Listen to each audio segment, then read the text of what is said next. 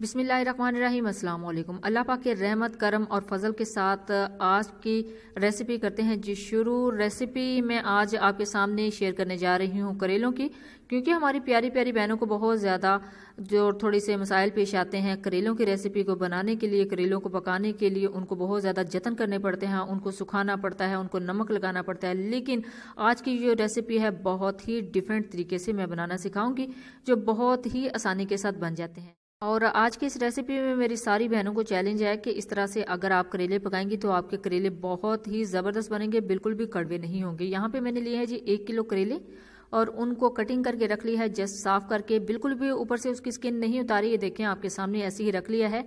और इसके साथ मैंने लिया है 1 किलो प्याज, उनको भी स्लाइस कटिंग करके रख लिया है। 2 बड़ी साइज के टमाटर लिए हैं, उनको भी कटिंग करके रख लिया है। इसके अलावा खुश्क मसाला जात में इसके अंदर जाएगा जी 1 टेबलस्पून जीरा। जीरा करेलों के अंदर बहुत ही ज़बरदस्त लगता है। 1 टीस्पून इसके अंदर जाएगा जी काली मिर्च। 4 अदद मिर्चें ली हैं, उनको दरमियान से कटिंग करके रख लिया है।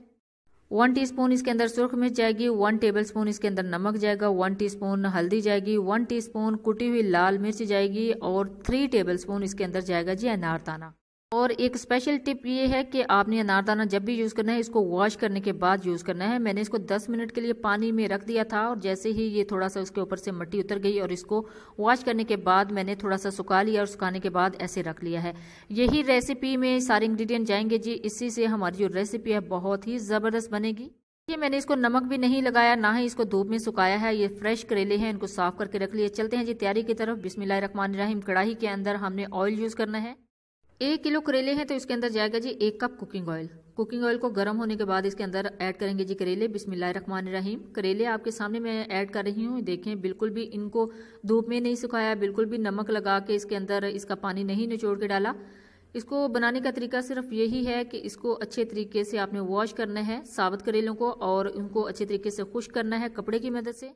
जैसे ही करेले खुश्क हो जाएंगे इनको कटिंग कर लेना है। इस तरह मोटा मोटा कटिंग करना है। ऊपर वाली स्किन बिल्कुल नहीं उतारनी, अंदर वाले जो बीज हैं वो बिल्कुल साफ कर लेने हैं। इस तरह करेलों की कटिंग कर लेनी है। अब इसको मैंने यहाँ पे 5 मिनट के लिए फ्राई किया है, तो ये देखिए इनका कलर बिल्कुल टर्न हो गया है। 5 मिनट आपने अच्छे से इसको फ्राई करना है।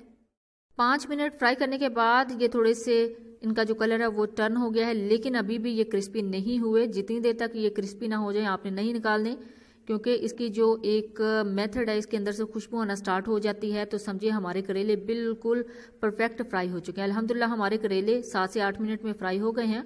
अब इसको एक पैलेट में निकाल लेते हैं। देखिए अल्हम्दुलिल्लाह हमारे करेले बिल्कुल अच्छे से फ्राई हो गए हैं, बिल्कुल क्रिस्पी हो गए हैं। तो आप जब इस तरह फ्राई करेंगे तो आपके भी करेले बहुत ही अच्छे तरीके से फ्राई हो जाएंगे। बिस्मिल्लाहिर्रहमानिर्रहीम। अब इसी ऑयल के अंदर जो 1 किलो प्याज थे वो ऐड करेंगे। प्याज ऐड करने के बाद अच्छे तरीके से इनको भी फ्राई करना है। तकरीबन 5 मिनट के लिए आपने पहले इसको अच्छे से फ्राई करना है। इसका फ्राई करने का भी मेथड सेम वही है जैसे आपने करेलों को फ्राई किया था, यानी चमचा हिलाते हुए मुसलसल, ताकि नीचे से जले ना। देखिए अल्हम्दुलिल्लाह 4 से 5 मिनट में ये थोड़े से कुक हो चुके हैं। तकरीबन 40% ये कुक हो चुके हैं, यानी इसके अंदर से जो कच्चापन है वो खत्म हो चुका है। इनका कलर भी थोड़ा सा टर्न हो चुका है, ये थोड़े से सोते हो चुके हैं। तो इसके अंदर आप ऐड करेंगे हम खुश्क मसाला जात। बिस्मिल्लाहिर्रहमानिर्रहीम। खुश्क मसाला जात में सबसे पहले हमने ऐड किया है काली मिर्च का पाउडर और जो जीरा था 1 टेबलस्पून वो, क्योंकि जीरा सबसे पहले ऐड करेंगे तो वो फ्राई होने के बाद उसकी बहुत ही ज़बरदस्त खुशबू आएगी आपके इस करेलों में, आपकी इस रेसिपी में। तो इसको जस्ट कुछ सेकंड के लिए आपने फ्राई करना है। उसके बाद खुश्क मसाला जात सारे के सारे ऐड कर देने हैं जितने मैंने आपको नोट करवाए थे।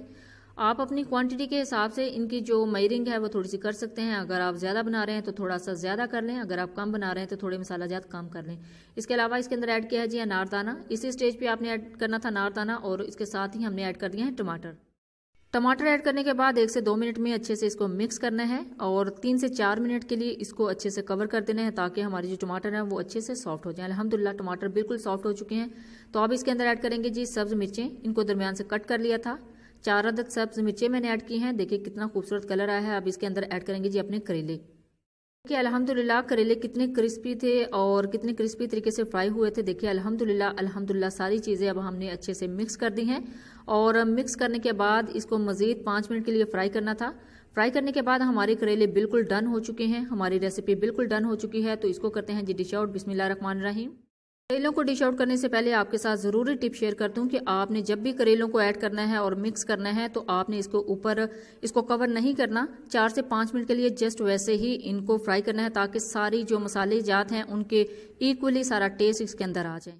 कि जी अल्हम्दुलिल्लाह हमारी परफेक्ट रेसिपी आपके सामने मैंने तैयार कर ली है और मैंने इनको बिल्कुल भी धूप में नहीं सुखाया, बिल्कुल भी नमक लगा के नहीं रखा, बजाय वो कड़वाहट दूर होने के बहुत ज़्यादा नमकीन करेले हो जाते हैं। देखिए बिल्कुल परफेक्ट रेसिपी है, बिल्कुल भी कड़वे नहीं बने थे, बहुत ही मज़े के, बहुत ही ज़बरदस्त बने थे।